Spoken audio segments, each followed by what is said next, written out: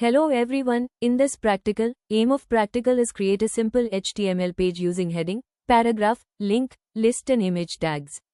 Now, let us understand the code step by step. The first line is, this tells the browser that we are using HTML5. Next is the HTML tag. It is the root element of the web page. All the HTML code is written inside this tag. After that, we have the head tag. The head section contains information about the web page like title and metadata. Inside the head tag, we use the title tag. The title defines the web page name shown on the browser tab. Next comes the body tag. The body contains all the visible content of the web page. Inside body, we use the div tag. Div is used to create sections and organize content. Inside div, we use the img tag. The img tag is used to display images. The src attribute gives the image path. The width and height set the image size. The alt attribute shows text if the image is not loaded. Next, we use heading tags like h2 and h3. Heading tags are used for titles and headings.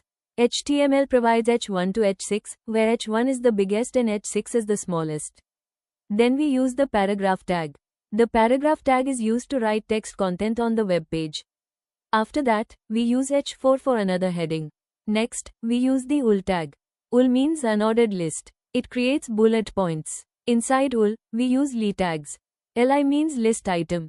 Each item of the list is written inside li tags. At the end, we use the anchor tag. The anchor tag is used to create hyperlinks. The href attribute gives the website link. The target blank opens the link in a new tab. Now, after writing the code, we need to save the file in Sublime Text. First, click on File and select Save As. Choose the location where you want to save the file. Give the file name with HTML extension, for example index.html. Then click Save. Now we have successfully saved our HTML file. Next, we are going to see the output in the web browser. For that, go to the saved file location and double-click on the HTML file. The file will open in the default web browser and display the web page output. So in this practical, we learned the basic HTML structure and important tags like doctype, HTML, head, title, body, div,